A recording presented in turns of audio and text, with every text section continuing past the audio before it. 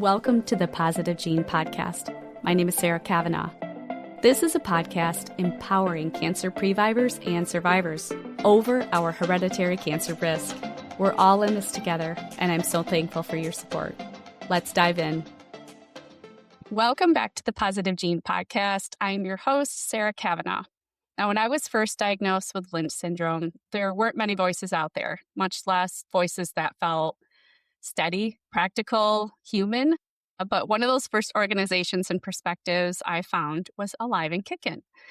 And what stood out for me wasn't just the information about Lynch, but how it was shared. And again, that honest and approachable focus on living life and not living in fear. So that's why I'm so excited to welcome today's guest. David Dubin is a Lynch syndrome survivor, longtime advocate, and the co-founder of AliveandKick'n, a nonprofit dedicated to education, awareness, and support for individuals and families navigating hereditary cancer risk.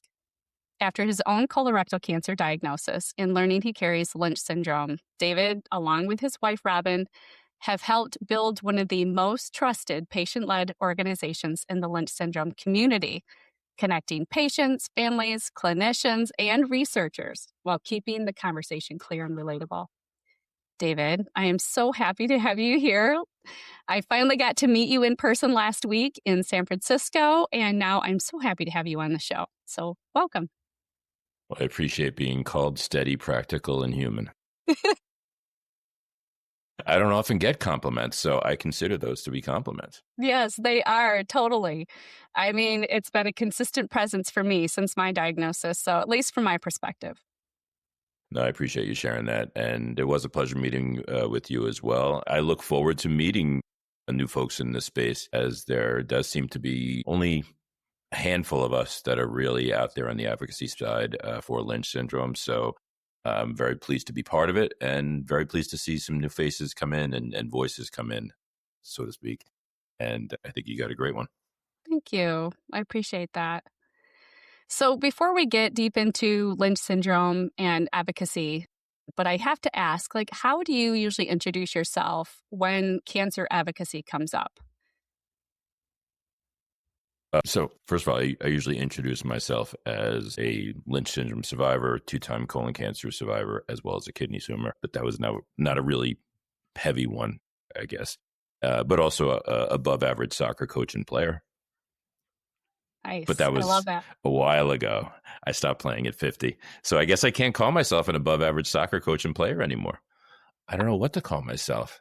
That is how I introduce myself that way. More of a Lynch syndrome patient who happens to have had colon cancer twice and a kidney tumor. In our space, I like to point out that I'm a Lynch syndrome survivor as opposed to, let's say, a colon cancer survivor. It's a subtle nuance, but I like to position it that way because I do feel the Lynch syndrome component does need to be brought out in conversation. There is quite a few folks on the advocacy side in the colon cancer space, and it's all warranted. I think it's great, but that's how I describe myself. Yeah, that makes sense. Okay, now take us back a bit. What was going on in your life before cancer? I think because your cancer diagnosis came up before Lynch syndrome. So what was going on in your life before cancer showed up? Well, it was, as I like to joke, it was before electricity, but that actually is not true. It was before the internet, which is also true. So this was we're going back to 1997. So I was 29 years old and I was having what would be considered your traditional symptoms of colorectal cancer. But again, at that age, being 29, it's not something that you really thought could be happening to you, even though it did happen to your father and your grandfather before you. I was still too young. I was playing soccer. I was still working full time and still am. But we were pretty much kids, just gotten married, first son, first house, running a business. It seemed to be stress related or before before the internet really became what it is today, which I'm not sure is a good thing, but you weren't Googling anything. You were essentially trying to figure it out yourself and calling upon experts. And thankfully, even though I was turned away at the door for 6 months because this was when HMOs had started, I did get finally diagnosed and did wind up having surgery and chemotherapy. It was stage 3B. And yeah, it was kind of a rite of passage that another Dubin male has colon cancer. And here we go again. This is, but the thankful thing, and you've seen the history, you've followed it a little bit, and those who have been in Lynch syndrome space and have seen my story know that one of the good components, if you want to call it that, is that the Dubin men have had long, active, energetic, fruitful lives post-cancer, post-multiple cancers. So I wasn't afraid of it. I never thought it was going to be the proverbial death sentence. I thought it was just something you took care of and you moved on. And ultimately, that is actually what it turned into. Yeah. Yeah, that leads into, my next question related to your mindset. But you've kind of spoken to that already, but you approach things as let's deal with this kind of guy. Were you that way before your cancer diagnosis? Do you think that narrative of your cancer family history led you to that state, or is that something that's just developed over time? It's actually not sure. It's been so long. So I would say I'm going to go out on a limb and say, yes, it was my nature previously. Again, we're talking in our 20s. I've always considered myself to be level-headed, and, kind of the ability to absorb things first as opposed to reacting first, which not everyone has that capability. I actually talk about this. It was interesting is when I was back in the 90s, I wound up on a grand jury duty, and it's one of those things I'll never forget. Here I am in my 20s, and you have 30 some odd people, many of which were older than me, looking to me for a reason, which I found very interesting. So kind of whatever I would put forth seemed to resonate with people, and they felt comfortable with it, which again, I found surprising given my age at the time. That all being said, I do consider myself to be responsible. I do consider myself to be level-headed, and I think one of the things that makes my family crazy is that I'm notorious for listening a lot. Yes, I do have a good voice and I do appreciate it, but I do a lot more listening than I do talking in public and in public settings in the space. I'd rather people are more comfortable with the conversation. It doesn't have to be me dictating. So I would say, yes, that's my style. Mm-hmm. Yeah. I mean, the family history, and again, the fact that my father and my grandfather had gone through it, and they ultimately, my grandfather lived until his 80s, died of Alzheimer's, which again, you're supposed to. It's the way of putting it. My father ultimately almost reached his 90th birthday as well after 3 cancers. So Good. Lynch syndrome didn't really approach the conversation until your second cancer diagnosis, which was sometime within 10 years from your initial diagnosis. So 10 years. Yeah, when you heard that it was genetic, I mean, what was your first reaction? Well, there were 2 reactions. One was there were 3 reactions. So let's parse them all out. The first reaction was, how did I develop a second colon cancer after a previously clear colonoscopy, roughly 13 months? And I had no symptoms in this case. So first cancer, 1997, I had symptoms. Again, traditional stuff. Second cancer, 2007, barely 13 months after a previously cured colonoscopy. I have no symptoms other than I go to donate blood and my iron count had dropped literally like a stone. They were going to give me a transfusion. I was still playing soccer, still running the business. Okay. So maybe I was more ashen, white from being anemic, but it wasn't slowing me down. And again, I had no blood. So that part set off a lot of alarms, in our head and in my GI doctor's head, because as I like to say, I became an overachiever. So then the second component, I have the surgery. I get, the blood work is sent off. Turns out I now have what everyone knew, or at least now they know this in 2007, which is Lynch syndrome. Okay, what the heck is Lynch syndrome and what does it mean? And that's where the third component comes in. Now, I understand that it's genetic, and I also understand that this can be passed down to my children. Now I have 3 boys, not just Zach, our oldest, who was a year old when I had my first cancer. So we got 3, and genetics is genetics. There's nothing you can do about it at this point, and it either is or is not handed down. So that part was disappointing, I guess is the right word, because there's nothing you can do about it now. And knowing that you've potentially passed it on, and mathematically with a 50-50 chance, there's a distinct possibility more than one has inherited the mutation. Yeah. Yeah, for sure. So how did knowing it was hereditary, did that change sort of your perspective? Obviously brought some answers to your family's, cancer history. Did that provide some relief? Or did it raise more questions? It's both. And it's like anything, we talk about this all the time, which is knowledge is power, right? So Mhm. with knowledge comes a level of satisfaction, a level of understanding that maybe I'm not just a broken down Pontiac, which is a car that doesn't exist anymore, just for the listeners at home. And that this is something that was not your fault. It just was handed down. So from that standpoint, the level of knowledge was a comfort level.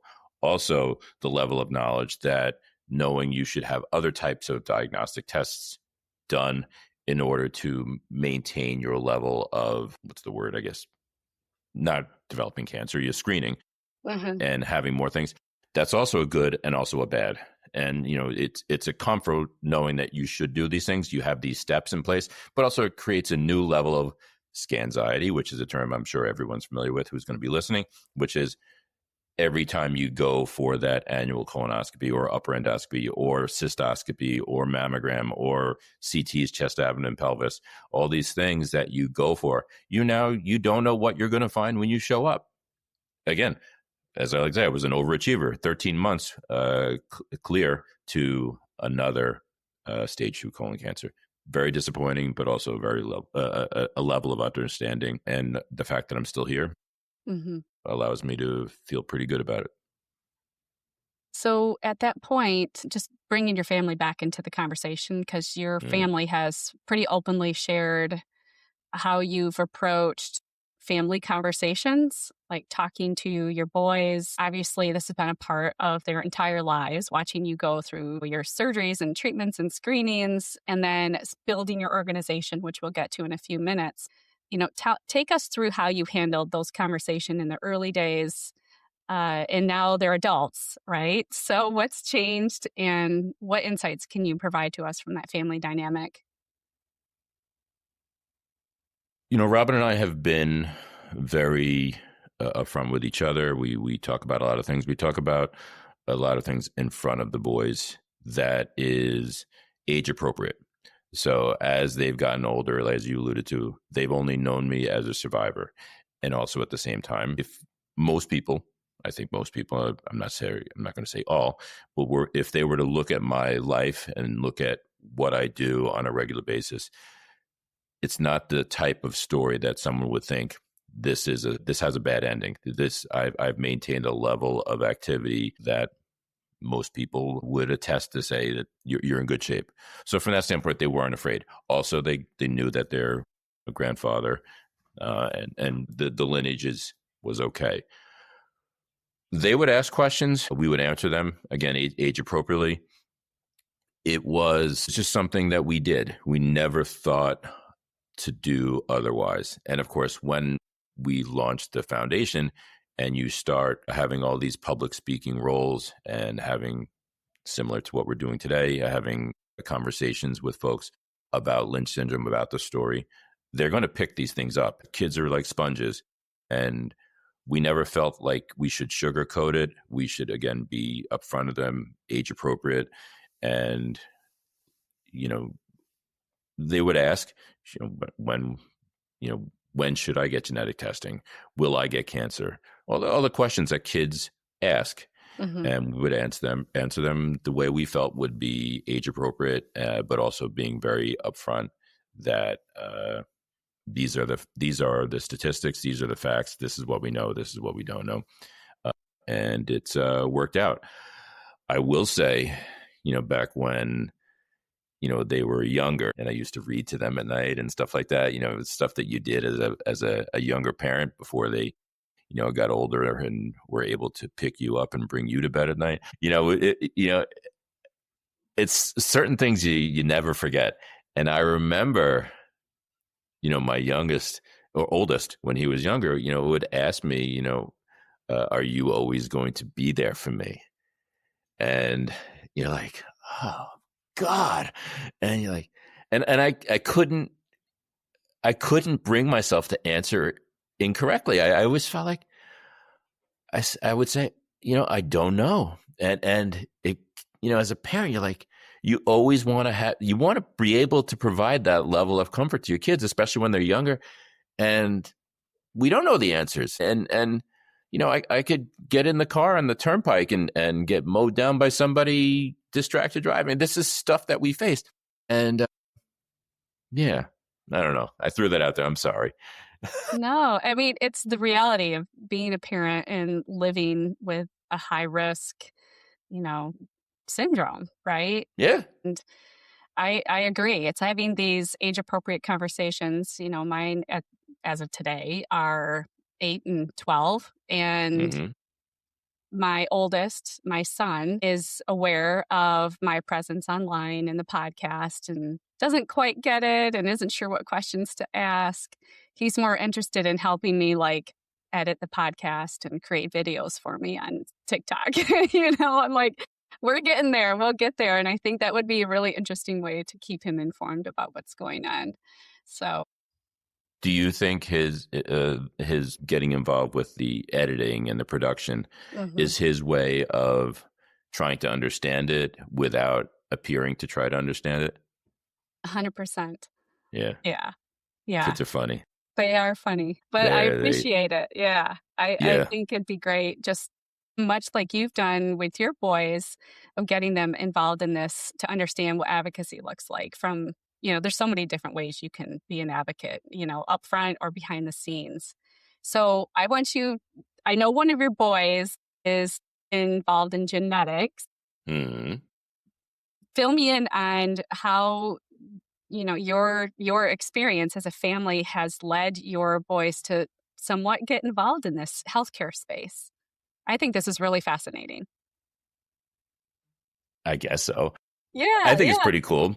When as they got older, they went to the boys went to college, and the third one is still in college, and the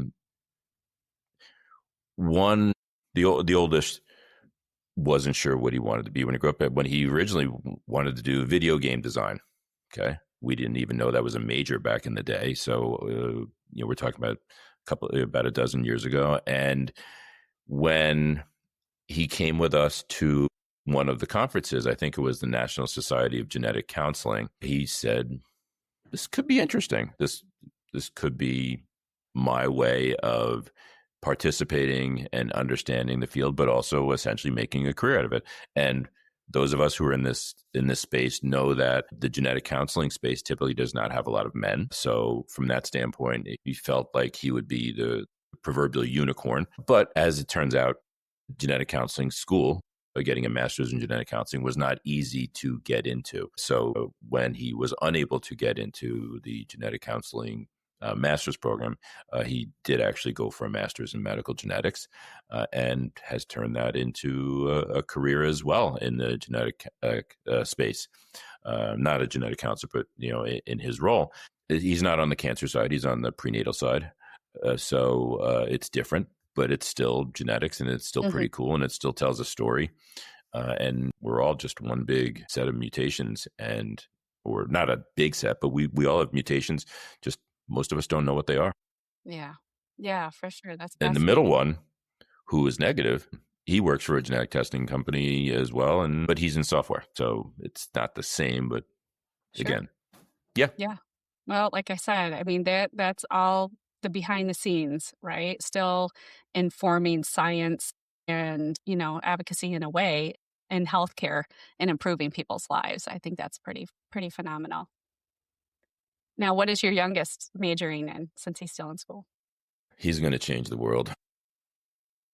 Well, the youngest usually do. I'm the youngest in my family, so I'm there with you. I love talking to my youngest. We talk about everything. I will also say this, when the kids were younger, so we have where we are, we have a K through 8 school. So there was actually 1 year where all 3 boys were in the same school together because each of them are 4 years apart.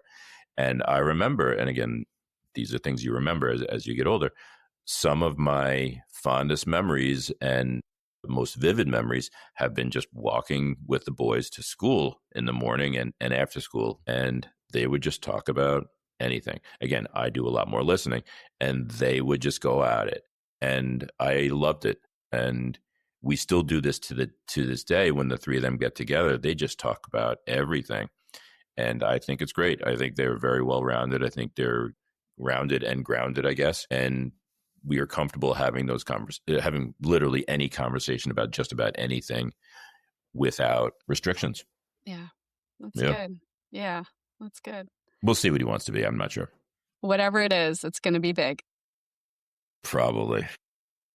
I hope so. Yeah, it's good. Well done. I'll take credit for it, I guess.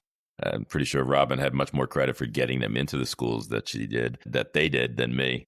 Yeah. I'm not the brains of the outfit. That's good. Well, yeah, let's bring Robin into the conversation here now as we shift to talking about AliveandKick'n, about your organization. I think, I don't know if it started out as this grand plan. It was a response to your diagnosis and being proactive and thinking, wow, didn't find enough information out there for patients. And so we're filling in a gap. And clearly, both of your life experiences led you to, we need to do something about this. So can you speak to it a little bit more deeply about what problem you were trying to solve at the beginning? So this would have been around tell me when that started. I guess what time period was this after your second diagnosis that it clicked for you guys? It was actually after my third diagnosis, if you really want to do the math. Sure. So the second colon cancer was 2007. We discovered the kidney tumor and had that removed in 2009. And it wasn't until 2011 that we got the nonprofit off the ground. The real story was I felt so we have get the Lynch syndrome diagnosis in 2007, and without really knowing much about Lynch syndrome, having been in the healthcare space, having had all these cancers, having had some really good people around us and nobody talking about it, we wanted to do something different. We wanted to do something, as you alluded to, fill a gap. But I really wasn't sure how. We had never started a nonprofit. So I actually pivoted some and ran for public office. Unfortunately, I won, but thankfully, I lost the second time, and that's when we started the nonprofit. But I also became a board member at a couple of other nonprofits close by, Community Blood Services, the Bergen Volunteer Center. So the second diagnosis caused me to become more of an advocate overall.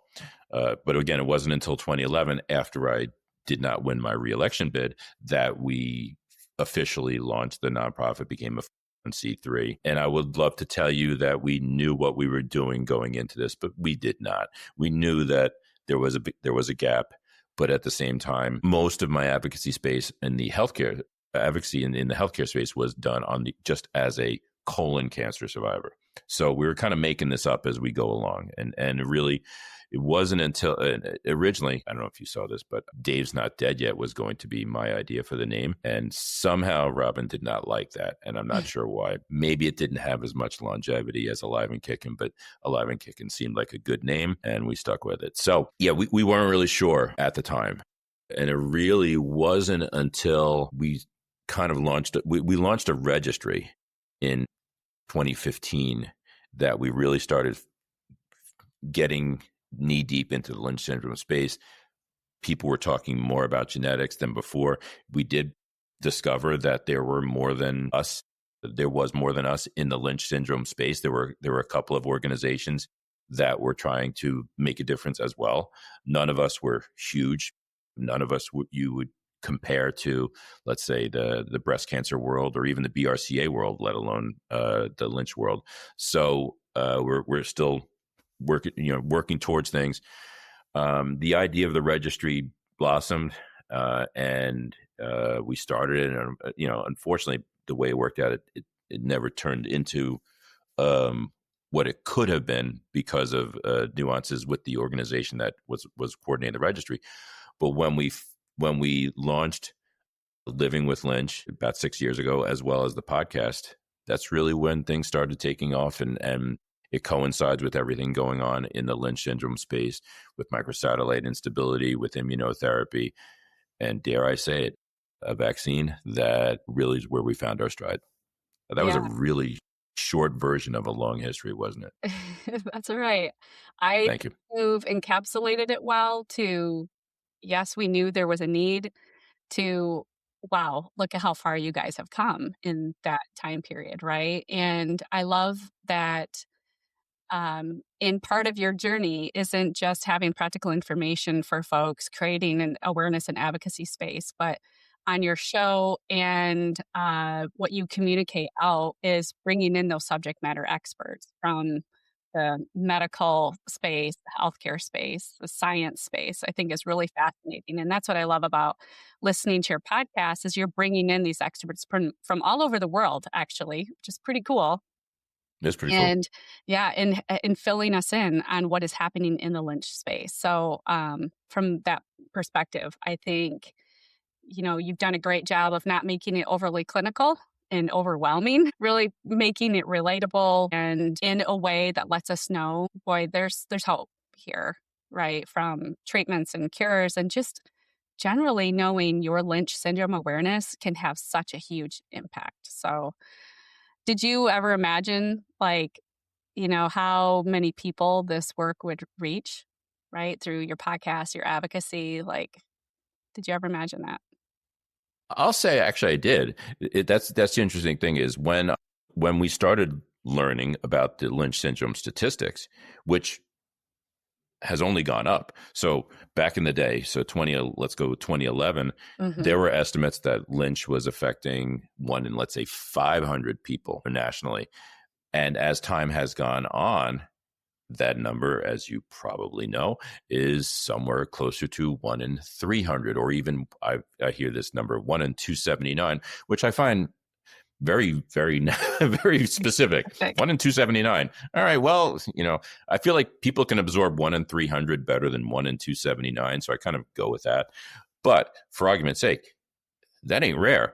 So when we started learning more about the statistics, and again, you look at let's call it what it is. You look at my personality. Did I ever think I could reach that many people? I did, and I think it was a lofty goal, but I do think it was one that was warranted, and it's one of those things that keeps me going and keeps us going. Is that knowing that every day when I have these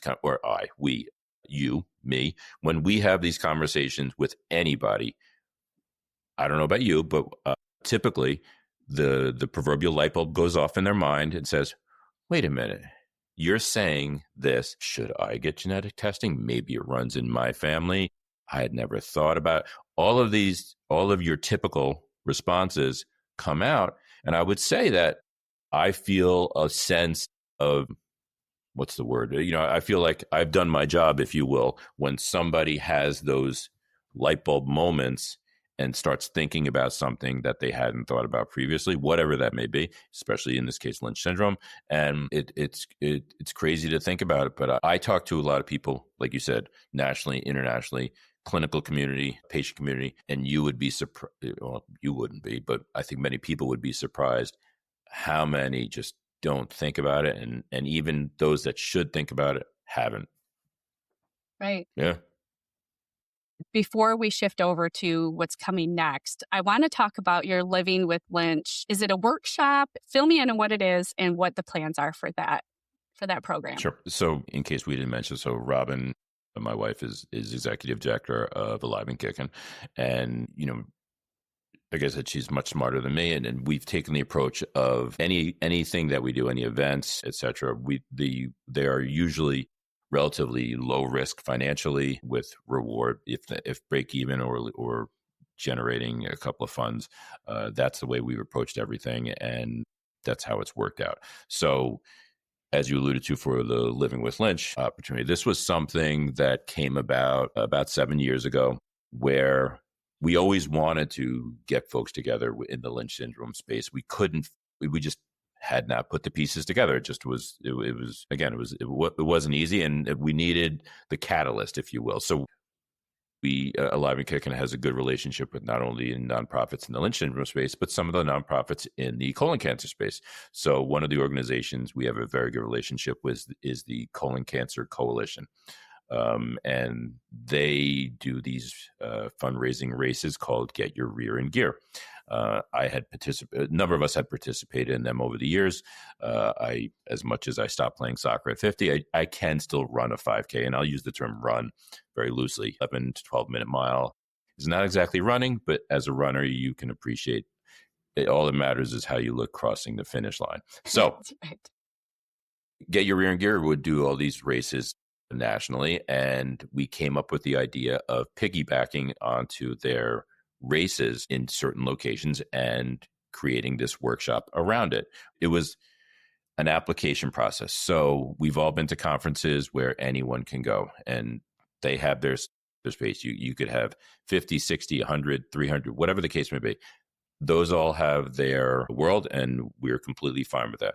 What we wanted was much more of an intimate process where you could engage patients, and we'll explain what I mean by patients, as well as clinicians and professionals in the space together, and create that content together, create that level of community, make it small, make it intimate, and get content on camera that can be used for education purposes afterwards. Mm-hmm. And that's really where we came up with the idea. And it's about maybe a dozen people. It is an application process. The first year we did it, we didn't have a lot of applications, which is fine. And as time has gone on, we get the 50, 60 applications and narrow it down to what we consider to be a good cross-section of the Lynch syndrome community. So the Lynch syndrome community in this case can be obviously a survivor. That's easy. Can be a previvor, which we all know that term now, right? Unless I need to go through it. And then, of course, people who are like caregivers, family members who don't necessarily have a mutation, but they're involved with the family for a number of reasons. And this cross-section can be different ages, different mutations, different cancers, obviously genders, but also different ethnicities, because we want to make sure that the message is across that these mutations can be really anywhere. It's not just Caucasian, not just men, and it's not just older. So that's really why we've wanted to do that. And it's really taken on a life of its own. A number of folks have looked forward to it. We've gotten the questions about, can I come back again next year? To this point, we've been fortunate enough that we've had enough people who apply that we're still going through the original groups. We do feel bad that we can't have everybody. It's something we cover the costs, travel, and because of that, we still can't take everybody, obviously. Mm-hmm. Yeah. No, I think that's phenomenal. I love the intimate setting. You're going to accomplish so much more for the folks that are attending by having that more intimate conversation space. Yeah. Right. We didn't want it to be talking to them. We wanted to be talking with them. Mm-hmm. So you highlight the videos of the folks that you interview during these workshops, and you have several of them on the website, right? Do you want to fill us in on that part of the project? Well, essentially, a microsite has been created to have all the content. So part of the role, if you will, of applying for this is the agreement that can be created, and it's really well done. Mm-hmm. Again, I'm taking credit for work that's not mine. So Robin really coordinates a lot of this and most of it, and we've been able to turn it into some pretty powerful videos. And they tell a story that just can't be the same from me. Again, I've had the good outcomes. I am a white male, and my story continues to resonate, but their stories are so much more powerful. Yeah. Yeah, no, that's awesome. I think did any stand out from you, that from your perspective? I'm not sure how much you were able to peruse, but some of them are just profound. Yeah. Yeah. I think I appreciate the fact that you have a cross section of experiences and where they are at in their journey. And again, much like you said, that global touch, right? That informs people that this can affect anyone at any point in their life, and whether they're one that received the diagnosis or their family member is being impacted. So I think you've done a wonderful job, and I agree the quality is fantastic, and it just shows the investment that you're making in communicating this out in a really effective way. So It still bothers me to see how many people get what's the word, they don't get taken seriously, like they just get pushed to the side, marginalized, I guess is the right word. And I've never had that. I've never had to face that. And it's something I don't take for granted. yeah. But I think it's unfortunate, and I think it's what's been over time. So you've been in this space for a long time. So what makes you feel encouraged right now? I mean, you're deep into this space. You have insights that many of us don't have insights into. So what is encouraging you right now? The Lynch syndrome space specifically is very encouraging. I feel that we're at a point that, as you actually you asked the question about, did I ever imagine? I didn't imagine this, and it really wasn't until we got knee deep into it that we started to see it. The level of interest in those with Lynch syndrome, the level of interest in microsatellite instability, the level of interest in immunotherapy, and the level of interest in potential prevention through vaccination, aspirin trials, etc. It's I will say that if ever there was a good time to have Lynch syndrome, it is today, and I'll say the same thing tomorrow. So from that standpoint, I feel very good about where this is going from a trajectory standpoint. Mm-hmm. Yeah. And like you said, I see it pretty much every day. Yeah.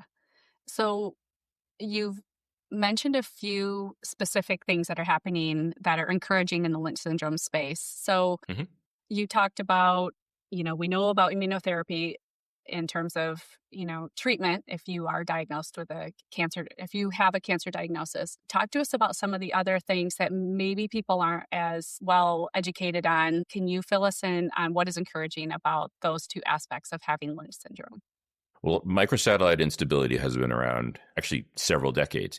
So we all are made up of genetics. Our cancers are also made up of genetics, and some of those are germline, like MLH1, etc. But also some of them are specific somatic mutations. The hallmark of most Lynch syndrome patients is that the tumors that we create are what are considered microsatellite instable high, MSI high. And over the last several years, immunotherapies have been created and are geared specifically towards patients who have MSI high tumors, to the point where I don't know if you heard the podcast, but where I interviewed Luis Diaz from MSK, looking at potentially taking microsatellite stable tumors and trying to make them hot, if you will, to become microsatellite unstable tumors so they can be treated with immunotherapy. Wow. I'm sorry. That's cool. That is cool. Right. It's not happening yet, but these are the type of things that are happening. So if you know your genetics, hopefully before you get cancer, or at least if you get to know your genetics after you have cancer as well, it allows you to to be treated a certain way. Is it 100% guarantee? Of course not. That there are no 100%, but are the percentages good? Yeah. And are they getting better? Yeah. I don't like to use the term miracle because that's just not my style. But we've seen patients with stage 4, those Lynch patients with stage 4 cancers who have been treated with immunotherapy and have had complete responses in weeks. So yeah, and it's the best example I can give. It's pretty good. Yeah, that's great. Where could people find more information if they want to geek out on some of this, the science and the research that's being done behind this? Do you have a resource that you'd recommend, or is that information available on your website? It's on the website. It's also a number of Lynch syndrome centers have opened. And I think it's great that we're now seeing specific cancer centers specifically treating Lynch patients in a more whole entity. So a lot of the information is there as well. Some of the names you would recognize, but there's a lot of good information. And I haven't seen a whole lot of bad information yet, but that's probably just a matter of time. Yeah, well, that leads me to my next question. Where do you think conversations around Lynch syndrome, where do we need to do more work? Where do you think it still starts with knowing your family history? So electronic medical records is a new facet. It's only been around maybe 20 years. And again, for me, that's not a long time. It wasn't until then that documentation of illnesses was still paper, and to an extent it's still paper, but also pen. And if, physicians are known for their penmanship similar to mine, which is you can't read anything and I'm lefty. So it wasn't up until recently people just died of stomach aches, right? I mean, this was the documentation, and I'm not negative about it. This is just the reality of it. When you just didn't know and you don't know, and then you write down whatever you do know, and hopefully that's correct. Okay.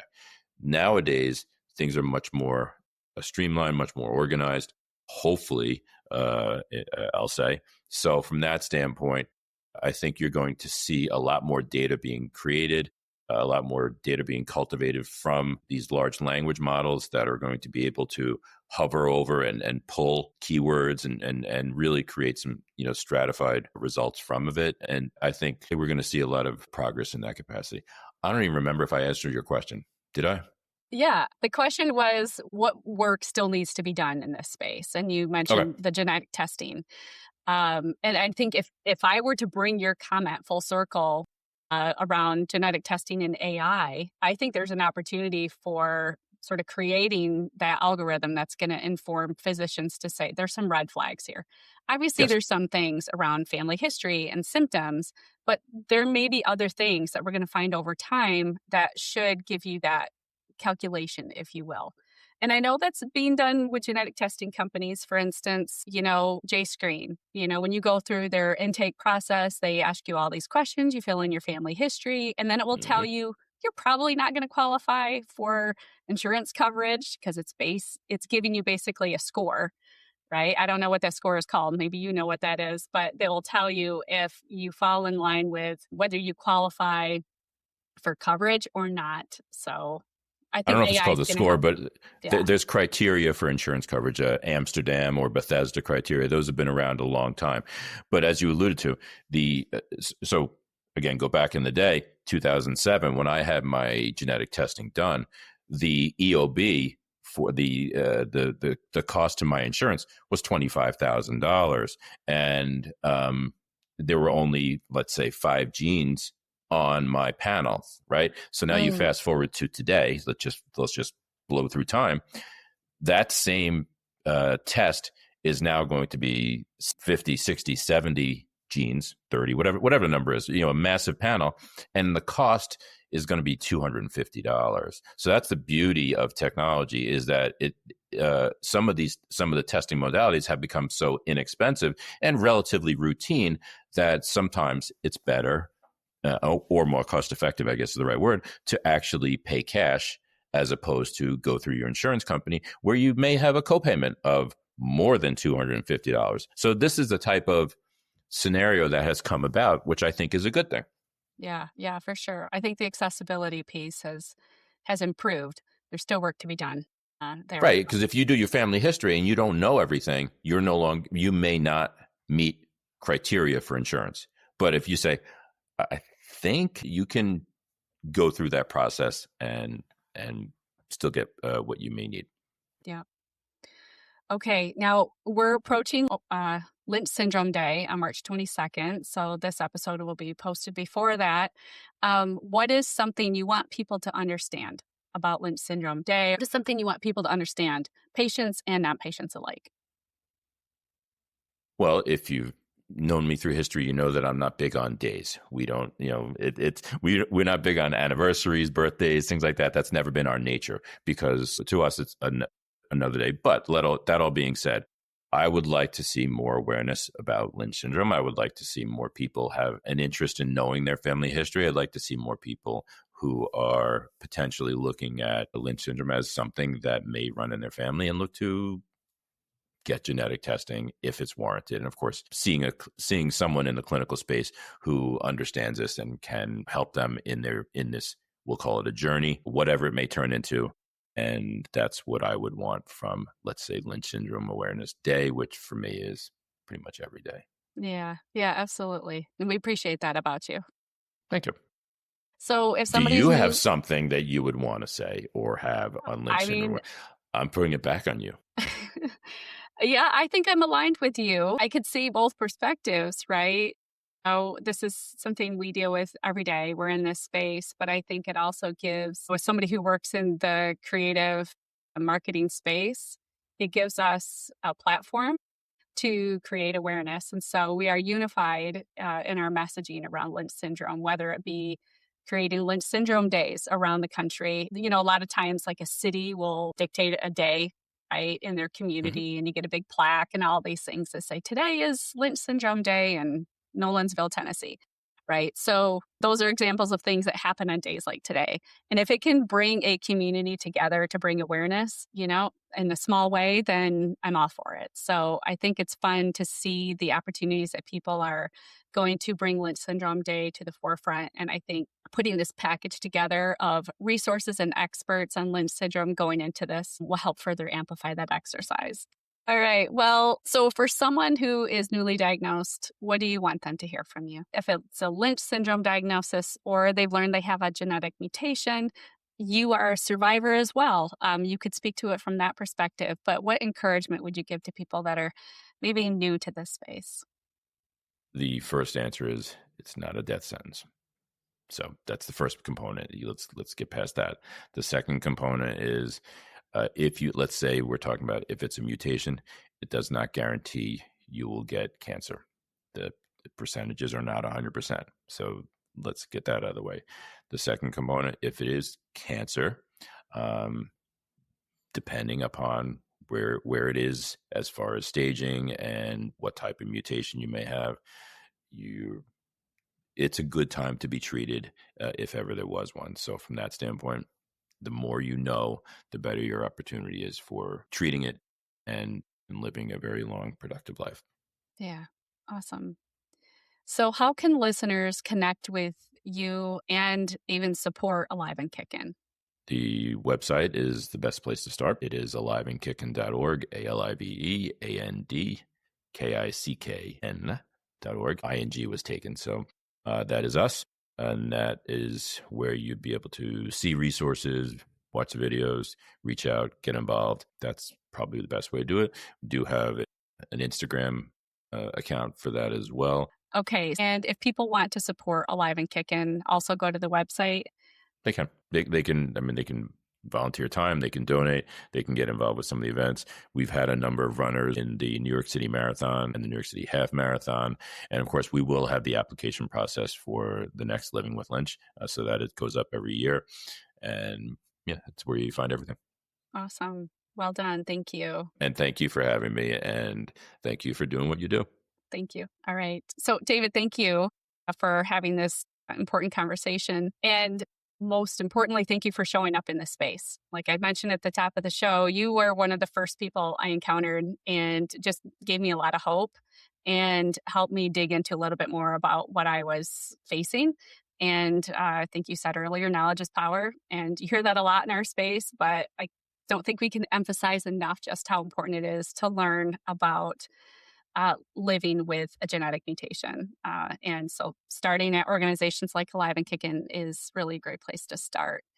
Again, if you want to learn more about David's work and the Alive and Kick'n community, go to AliveandKick'n.org. I will have the links in the show notes and on the blog. And then, of course, listen to the podcast. I think you're on pretty much every platform available, but listen to Alive and Kick'n podcast wherever you listen.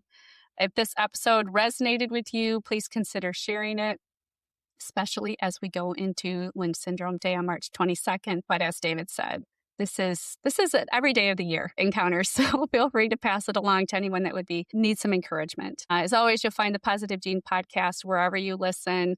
Follow along on social media, and that would be on Instagram at Positive Gene Podcast. And make sure you subscribe on the website so you don't miss any upcoming episodes, especially in this Lynch Syndrome series. So thank you for being here, and we'll see you next time. Thank you for spending time with me on the Positive Gene Podcast. Your support means everything. If you found value in today's episode, I would be so grateful if you could take a moment to rate and review the podcast. It truly makes a difference. For an in-depth look and links to resources discussed today, check out the accompanying blog on my website at sarakavanaugh.com.